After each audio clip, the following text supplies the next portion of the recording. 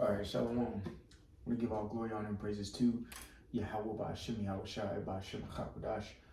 Double honors to the apostles, elders, great millstone, the room, and teach well. Peace, of salutation to the elect 144 first fruit. Brother Kosh Kwala coming back at you with another lesson in the spirit. And pretty much this is going to be on the next Civil War, what it could look like,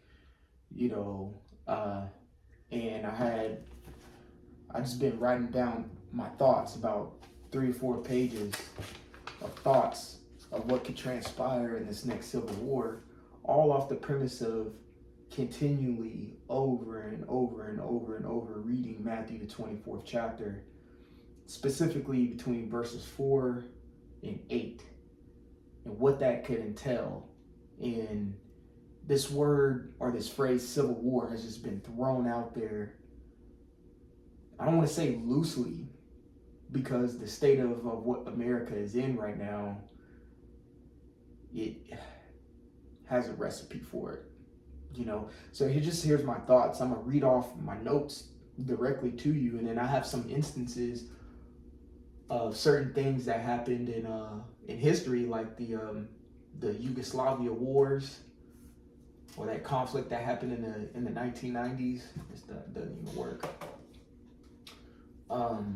And then also I have here something called the Troubles that happened in Northern Ireland, which we'll get into, and I can see certain of these things happening. So just me mentioning that, I'm going to pull up that in Ecclesiastes, that there's no new thing under the sun. Like, things are going to happen. It says Ecclesiastes 1:9 says, the thing that has been, it is that which shall be, and that which is done is that which shall be done, and there is no new thing under the sun. Civil wars and conflicts have happened, We're just going to see one here. So I'm going to read Matthew 24 and 4. And I'm going to read it thoroughly to verse 8 all the way through, and then we're going to go back and chop it up. It says Matthew 24 and 4, and Yahweh Shai answered and said unto them, take heed that no man deceive you. For many shall come in my name, saying, I am Hamashiach, and shall deceive many. And ye shall hear of wars and rumors of wars. See that ye be not troubled, for all these things must come to pass, but the end is not yet. For nation shall rise against nation, and kingdom against kingdom, and there shall be famines and pestilences and earthquakes in diverse places. All these are the beginning of sorrows. So that's verse 8. So let's get into it. And I'm just going to verbatim read these notes my thoughts that I have written down about what this next Civil War is going to look like. Because a lot of people, when they think Civil War in America, they think of 1860s, North versus South. Two opposing forces lining up and going at it. We're in a different eon. It's a different age. And one thing that rules our age that we live in is technology. So it's going to be extremely different. So when you gear your mind to think of Civil War, don't only think of, race riots and no. This Civil War that's coming up is going to be an accumulation of a lot of things. Do I believe that there's, 2 factions that are going against each other? Absolutely. Absolutely. And I'm talking about in the carnal sect. And we already know what the 2 factions are in the spiritual realm, or in the spiritual sense of the things. Elite of Esau and the elite of Jacob are going at it. In a sense, what you could say right now is a Cold War, going between us, because it hasn't gotten hot yet in that sense. And what I'm about to paint the picture to for the Civil War is kind of like the hot war that's going to accumulate. So anywho, so the next Civil War, I'm going to read you the notes that I've written down, just what's my thought process on this. So what we see now as America going on is a lot of things have transpired, going on from assassinations to, uproars of the people. We see what's going on with this ICE stuff. We see what's going on with border control. We see what's going on with immigration. I mean, shit, you kind of see what's going on in international waters, aka Greenland and then Venezuela, you know. And I'm speaking about movements of America in that sense. And specifically within the mainland, a lot of these sporadic violent instances have happened, which is going to cause a state of surveillance. And that is actually, you know, infringing on the rights of the people's privacy, which, matter of fact, that makes me think of the Fourth Amendment. Let's read what the Fourth Amendment states. We're going to go to the constitution.congress.gov, and it's going to give you exactly what the Constitution says. So what the Fourth Amendment says is the right of the people to be secure in their persons, houses, papers, and effects against unreasonable searches and seizures shall not be violated, and no warrant shall issue but upon probable cause supported by oath or affirmation, and particularly describing the place to be searched and the persons or things to be seized. America is currently going into a surveillance state, which is going to incur an uprising because it's an infringement of this quote unquote right of the Fourth Amendment, which is infringing on your privacy. Now we toss out the phrase also too, order out of chaos, and that's how all of this is being operated. Chaos is being operated, and you can see it. You see it. You know what happened to that one guy, and you'll know what I'm trying to say. That one guy who was having an orientation at a specific college, and the whole world saw it. The whole world saw it on national TV. What happened to that one guy, you know? And then you saw how people reacted. Everyone just came out and chose a side, in a sense, okay? Everyone reacted celebrating that particular event that happened. Others came out and said they were extremely mad at that event that would happen. But you also see people saying, well, how come there wasn't more cameras, or how come there wasn't more surveillance and things of that nature, not knowing what they're asking for. They're asking the government, they're telling the government to infringe on their Fourth Amendment right. And they don't know what they're asking for. Because imagine like a cop just sitting outside your door 24/7, watching what you do, but can see everything that you're doing in your house, can see all the things that you own, who you talk to, what's going on in your phone, when you go to bed, what makes you angry, what makes you happy, what makes you sad, the people you talk to, who you hang around with, or what is your daily routines, where do you usually go on Friday, Saturdays, and Sundays, things that it's just constant surveillance on you. It's a surveillance state. Imagine that happening, and people are unknowingly asking for that. But we see it through order out of chaos, which Esau is bringing forth to bring a surveillance state in a sense of taking your freedom away for safety.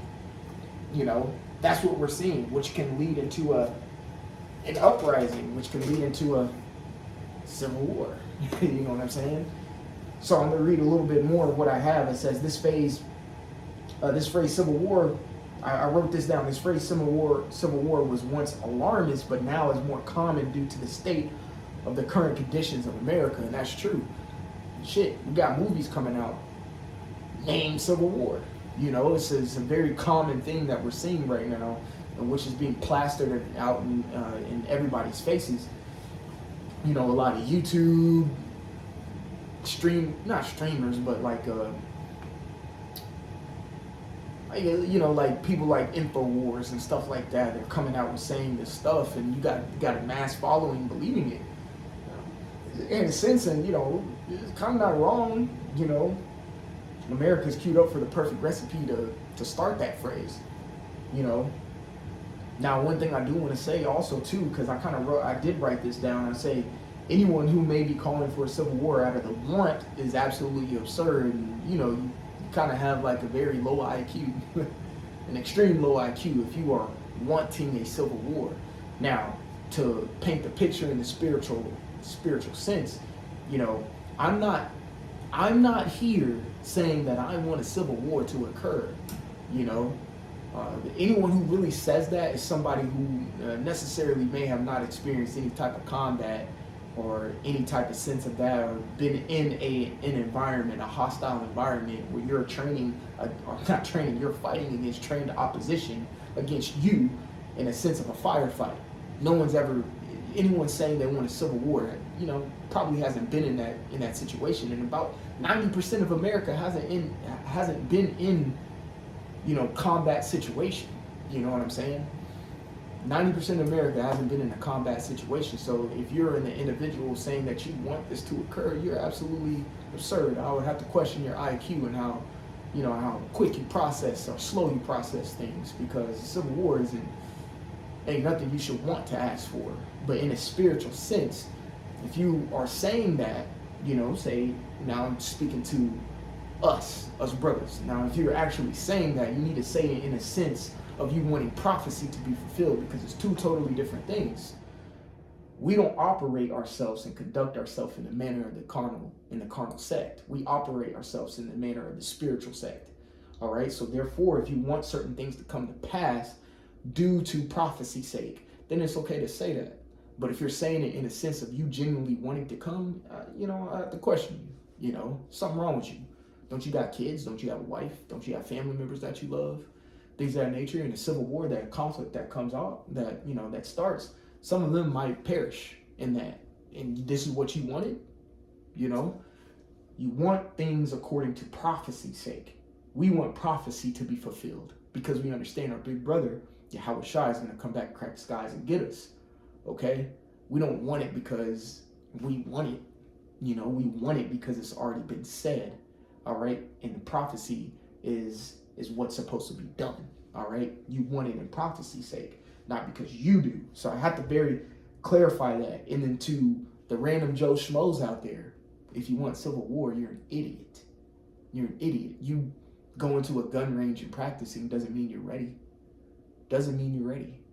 You can go take a Ukrainian or a Russian outside of the Ukrainian-Russian war and sit them down and be like, so tell me about war. And they're going to be like, I never want to do this shit again. And I never wish this would happen ever again. Ever again. Trench warfare, urban warfare, fightings, drones, tanks rolling around, training, fighting against trained opposition with equal or better equipment than what you have. That's what this civil war is going to be. All right. So you should want, in a sense, this next civil war to be fulfilled because of prophecy. It's a big difference. So when you say these things, you have to keep your words seasoned, just like the scriptures say, keep your words seasoned always, So more on my thoughts on this. However, America right now, the conditions are aligned for civil war. And some things that I wrote down here, this is word for word verbatim in my notes. I said the state, as I mean in America, has the following, which cooks up to be the perfect recipe for a civil war: ideological differences of views, armed populace because of the Second Amendment, geographical cultural beliefs, or geographical culturing of beliefs, so different faiths and things of that nature, lack of faith in within the government. And we see that all these things I'm naming is what we see right now. It's a perfect recipe, violence at the fringes, and then of course order out of chaos. We're seeing violence, sporadic violences, whether it be coming from civilians or government officials. In this case, like I mentioned, ICE is a government-funded organization. It went from only being funded from like 3 million to like 50 billion, something like that, dollars. When Trump signed in July 4th the One Big Beautiful Bill. He funded ICE, you know, and now they run rampant and really do what they want to do. So another thing is that I wrote down is understand that this war will not be what we previously think it would be, like a North and a South, or a left versus right. So let me get my charger. You know, it's not gonna be what we study in the, you know, in the school system. It's not gonna be that. All right, there's gonna be way too many different fronts and different type of things that could go on. All right, it would manifest itself as a fragmentation of pockets of rebellion, domestic T-wordism, escalating cycles of reprisals, you know, and violence would be sporadic, you know. So that kind of makes me, it made me do some research on the troubles. So I'm going to reread Matthew 24:4 real quick. It says, and Yahushua answered and said, take heed that no man deceive you, for many shall come in my name, saying, I am Hamashiach, and shall deceive many. And that goes back to what I was saying with geographical culturing or of beliefs. You know, people are going to believe one thing, religion, ideologies, you know, philosophies, things of that nature. Many are going to be pushing something. We see it now, Christianity, Buddhism, Muslim, Islamic State, all of that. We see these things being pushed. It's different, many fronts, you know, saying that they are the one, you know, and that's exactly what Yahushua was saying right there. Not only speaking about this truth and, you know, and within our world, you know, the vast majority of different beliefs and ideologies out there that are going to contend with one another. All right. And that's just going to be one theater of this next civil war, what it could really be, man.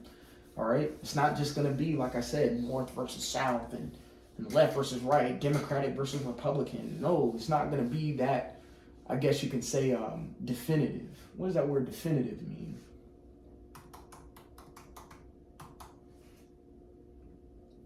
Which comes from like definite, but definitive. It says done or reached decisively and with authority, for general use or typical standard design, not special or,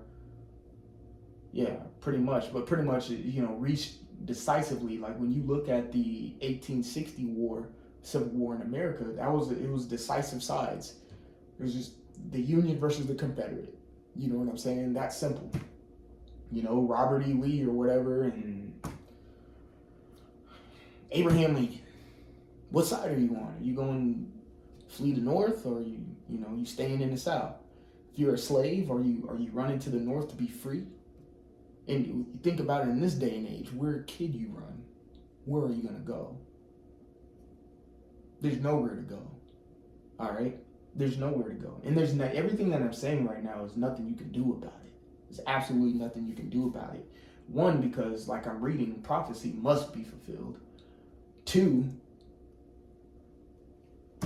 there's just nothing you can do about it. Esau is in rulership. He is right now exercising the blessing that he was given by Yahushua when Yahushua was Isaac. Okay? He is exercising that blessing, and there's nothing you can do about it. You know? Definitely sounds hopeless for the ones who don't believe in prophecy. But hope is something that we, as brothers, we hold on to because we understand that prophecy is going to be fulfilled. So, like I said, it could be manifest in fragmentations of pockets of rebellion, domestic terrorism, and you know, in violence would be sporadic. Ultimately, what this will do is end in people, you know, inevitably looking for a strong hand to restore the order. And that strong hand that they want to restore the order is going to become of something that they cannot even imagine. You know, and I'm talking about the mass populace of America right now. The restore the order is going to come in a way that they would never have thought of. Because most people are thinking about another government arising out of the ashes to overtake this government that's now, and we're going to live in liberty and America is going to go on. No, that's not how the strong hand that you are inevitably wanting to come is going to come. It's not going to come like that.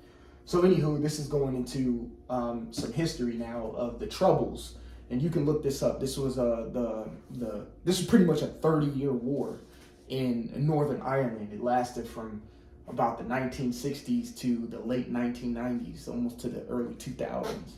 All right, it lasted in the time of the Cold War and things of that nature. So I'm gonna read a little bit here. It says the Troubles, and really, you know, matter of fact, I want to read. Let me go to the Yugoslavia wars first, because this was pretty much a civil war that happened during the Cold War, and it took place between. It was a 10-year thing, 1991 to 2001. You know, and it pretty much began as like political fragmentations, which completely spiraled into ideology and ethnical violence. You know, pretty much what happened is like, matter of fact, I'll read. So the Yugoslav wars were a series of separate but related ethnic conflicts, wars of independence and insurgencies that took place from 1991 to 2001 in what had been the Socialist Federal Republic of Yugoslavia. The conflicts both led up to and resulted from the breakup of Yugoslavia, which began in the mid-1991, into 6 independent countries matching 6 entities known as republics that had previously constituted Yugoslavia. This is how you get countries called Slovenia, Croatia, Bosnia, Montenegro, Serbia, you know, and Macedonia, now called North Macedonia. You know, that whole place crumbled, and all those countries and states were the results of differences that everybody had. At one point, your neighbor believed one thing and you believed another, and it turned violent, and it escalated. All of this escalated off of governmental and and political fragmentation. What we see right now in America. This is what we see in America. Political fragmentation, which is going to trickle down to ethnicity groups. And I can see this is another way of how, you know, the Civil War can ultimately, you know, head. You know, so Matthew 24 and 6, it says, "And ye shall hear of wars and rumors of wars. See that ye be not troubled, for all these things must come to pass, but the end is not yet." Man, really, man, Matthew 24:4-8 is talking about this civil war and martial law that's about to come to this place, man. You know, and also too on a bigger mass scale, because Yahushua in verse 7 gives the end all be all of what it is. But at the same time, he dials it back in verse 8 to the beginning of sorrows. Civil war and martial law is the beginning of sorrows, all right?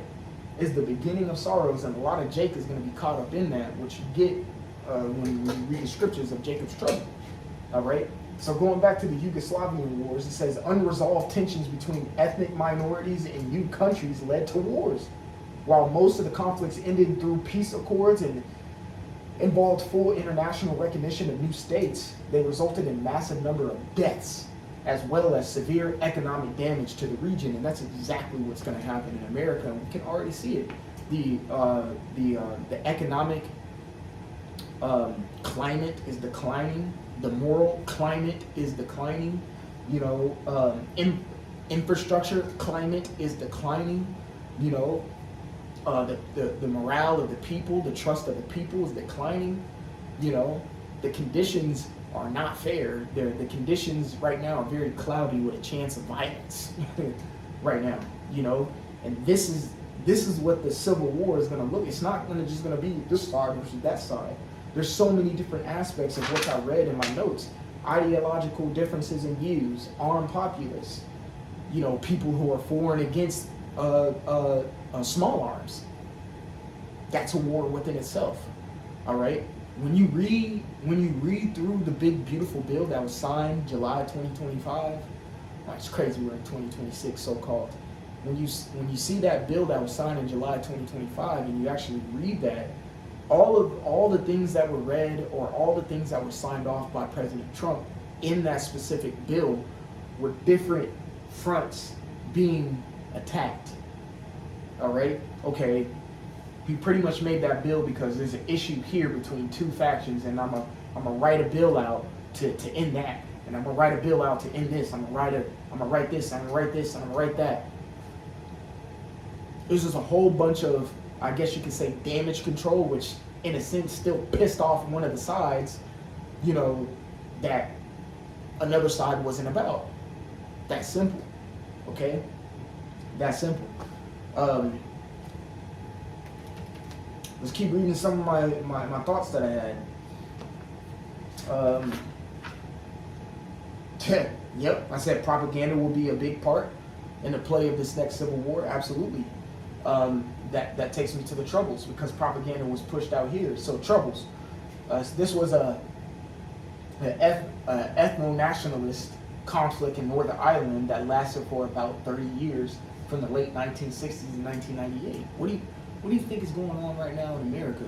People are pushing around the phrase civil war, and technically the state of America is already kind of in it. There are so many differences. There's so much division, So that takes me to Matthew 24:7. When we went through the Yugoslav wars and now the Troubles, they were both ethnic-based wars that derived from political fragmentation. And what does verse 7 says? For nation shall rise against nation. And now let's go ahead and get that word nation real quick. In the Greek, which is ethnos, all right? Which is ethnos. It says a multitude associated or living together, a company, troop, a swarm, a multitude of individuals with the same nature or genus. Or genus, it says the human family, a tribe, nation, people, group, peoples and groups. That's why I understand when Apostle Tahar, he'll come out and say it's not going to be no race riot, white versus black. He came out and said it. He wanted it, if it was white versus black, then, the white people would destroy black people. And that's very true, because our blessing is not the sword. Our blessing lies within Yahweh Bashim Yahweh Shai. Our blessing we're waiting on, so we have to be still and wait for it. These Edomites, they're in the middle of their blessing, so they can exercise it as do fit. We saw Esau exercise his blessing on Israelites in Venezuela. Talking about only 20 soldiers came down and killed hundreds of them. So even the White House retweeted this. I think it was like this. Who's the Speaker of the White House? Let me look that girl up.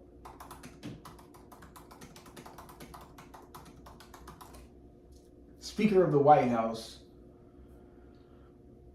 Caroline Leavitt, retweeted a post of a person interviewing one of the Venezuelan security guards of Maduro. And the security guard of Maduro was like, look, man, there was only about like 10 to 20 helicopters and about like 20 soldiers that came down with equipment that we didn't know what the fuck it is. And then next thing you know, they hit us with some sonic blast and we were bleeding out of our nose and ears. And some of us were vomiting blood out and we couldn't move, and they just wiped us out. Took Maduro and left. And it happened in just an hour or so. It was like 300 of his security guards dead. And it only took 20 men. That is Esau exercising his blessing. Simply put as that, simply put. So if it was white versus black, blacks would get destroyed. They would. I 100% agree with Apostle Tahar when he says that. Okay? This is not a case of when it says nation against it, it's not a race riot. It's groups of people. It could be white, blacks, and Chinese together, but they believe in the same ideology, so they click up. You ain't watched the show The Walking Dead? You had Rick, you have a black guy, you got a black bitch with dreads with fucking samurai swords. You got a Jackie Chan running around all the city. You know, it's just a group of people with the same ideology or mindset that clicked up, and that's what's about to happen in the Civil War. You know, that's another reason why, and I don't want to get off topic. You really got to understand the Gentiles. Okay, it's not a white and black thing. It's not a skin color thing. You know, and I always say it. These other Israelite groups of the circumcision, so-called. That's what I'm gonna start calling y'all, so-called circumcision. Okay, that's why y'all can't. That's why I always say that y'all are lazy and lethargic when it comes to this, because you're not well-rounded, because you only think black people are whatever, you know, are only ones who could be saved, and you don't understand and judge things by the Spirit and not by outward appearance, like the book of Romans tells you. But of course, you're not going to read Romans because you don't really view Paul's writings as correct. But hey, man, that's what you want to believe. That's what you want to believe. It says, for nation shall rise against nation and kingdom against kingdom. Okay? Because the political fragmentations is going to cause groups of people to click up boom, boom, boom, boom, boom, boom, boom, boom, boom, boom, boom, boom, everywhere in America. Okay? So that's negates the North versus South, left versus right, Democratic versus Republican fight. Negates that because everyone has a different thought process. Okay? They're going to click up in joints and groups. And this is just me speaking as a man of what I think the next Civil War is going to look like. I just wanted to get it out of people's head that it's just going to be one side versus one side. We're not in that time. This is not the 1800s no more. We're in 2026 with technology. You see me using it right here, and this is old technology. To look all these things up. Look up old things that happened in the past from Northern Ireland all the way to the Yugoslavian wars. The Yugoslavian wars are so bad it's split up into 8 different countries now that you know today. Crazy work, right? All right? It's the same thing that we're seeing now. America is already, all the ingredients already, all you got to do is put it in the motherfucking oven and turn the heat up. That's it. And let that bitch bake. The recipes, everything's already put together. It's not even in the mixing bowl no more. They done poured it in the goddamn Pyrex. You know? Put the parchment paper down and poured it in the damn Pyrex, and you know, just turn the oven to 450 degrees and you can get ready to put that sucker in, shake and bake, baby. You know? America's already there. It says kingdom against kingdom. Now it has a colon here, which means there's an explanation that's about to come, and there shall be famines. So nation rising against nation and kingdom against kingdom is going to cause famines. Okay?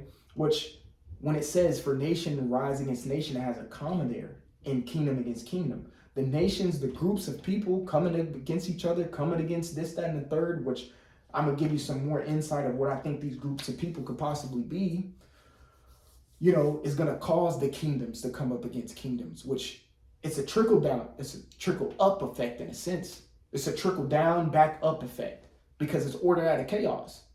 All right. So these kingdoms, such as in these governments and things of that nature, are going to start ruling these nations that are rising up against each other. Civil war, martial law. That's what it is being told to us right there in Matthew 24:7. Now the colon comes and there shall be famines. When the kingdoms start getting infiltrated, or not infiltrated, when they start infiltrating into the nations, it's going to cause famines. It's going to cause pestilences, and it's going to cause earthquakes in diverse places. And what I mean by that is when kingdoms start getting involved, ICBM nuclear missiles start getting involved, which is going to cause earthquakes in diverse places. That's the end all be all. But yet this is the beginning of sorrows, like it says in verse 8. Okay?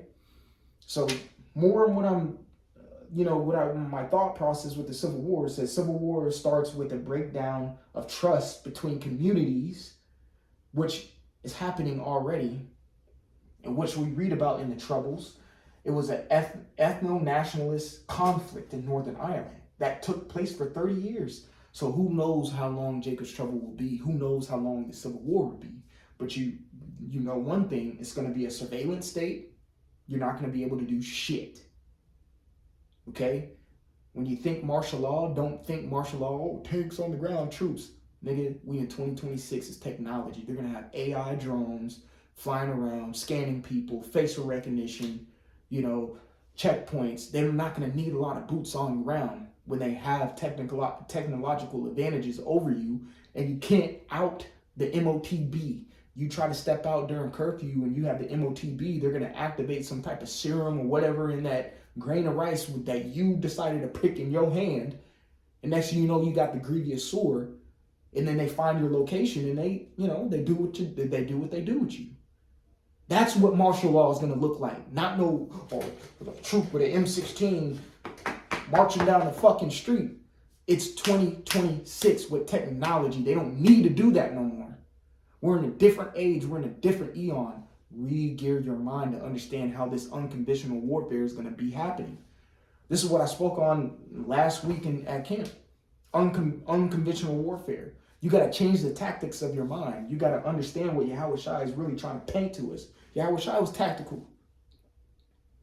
You got to understand how this is being played out. You got to stop thinking so one-dimensional about a civil war. It's not this versus that. No, it's this versus that versus that versus this versus this. But they link up with that and do this and do that with technology. It's going to be awkward. It's going to be weird. It's like Call of Duty Advanced Warfare. Call of Duty Infinite Warfare. All right. And so another thing, proxy wars. Proxy wars. Infiltrated mercenaries and outside actors, which we already see. You know, deep state actors and stuff. You know, shit, you kind of saw it at the in Minneapolis when that dude was burning the flag and they were like, bro, who are you? What's another one? This civil war will fall into multiple groups, anarchy, with no clear victor. That's what I just broke down there.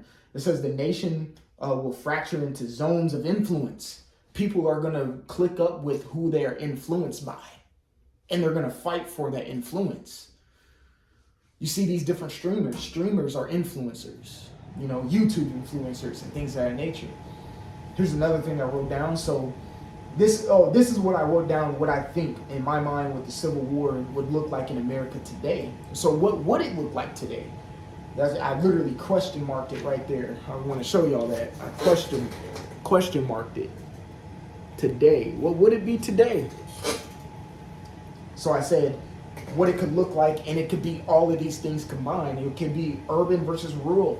So cities aligning with the with the federal law and the federal government, while rural areas are against it. It could be state versus federal. You know, you can see like a governor of a state blatantly against the federal government. And we kind of see that too. I've been seeing Governor Kemp here in Georgia do something blatantly opposite of what the federal government is telling the states to do. Texas, California, all right? It says, another thing I wrote down, you can see militias forming around ideas. And again, that goes into ethnic, ideology, religious, so on and so forth, which is going to create nation versus nation. Also cartels and gangs, you know, which pretty much gangs are just opportunists. But this country was formed off of opportunists. So they're just going to take whatever they're given. They're going to take whatever they're going to be given, in a sense. You know, you're taking what you're getting. So it's very likely that violence would be asymmetrical and supply chains will fail. And I mean, so matter of fact, I'm going to get that word asymmetrical for you.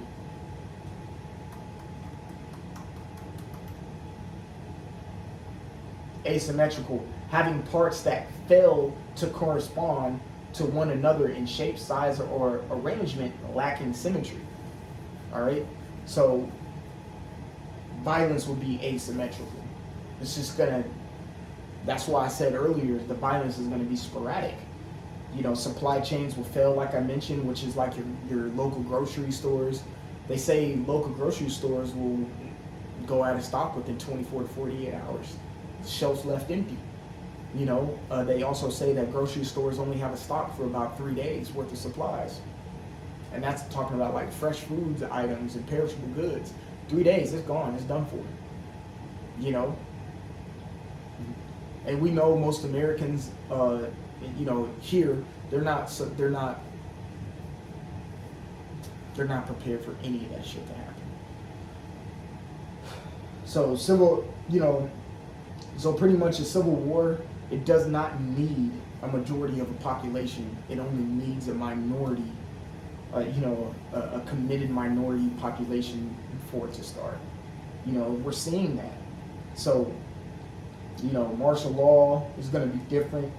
You know, there's going to be government overreach, which is put into place in, you know, surveillance state, and life would go on under a constant shadow of violence. Psalm 23:4, yea, though I walk through the valley of the shadow of death, I will fear no evil, for thou art with me, thy rod and thy staff, they comfort me. When Jacob's trouble hit, we don't know how long Jacob's trouble could be. It could be quick, it could be long, we don't know. You know, but that's really going to be the pinnacle of this scripture. We already walk through the valley of shadow of death. We look over our shoulders every single day, but when this shit pop off, that's going to intensify at times a lot. You know. So, and just lastly put, we got the trouble. Look up the troubles and look up the Yugoslavian wars. But, you know, martial law is not what you're going to think it is going to be. Not going to be no fucking troops on the ground and shit. Well, I mean, there might be some sporadic, but it only took 20 men to take over a whole country. Remember that, in Venezuela. 20 men took over a whole country. They don't need boots on ground. They don't need tanks on ground. Got technology, drones. It's unconventional warfare.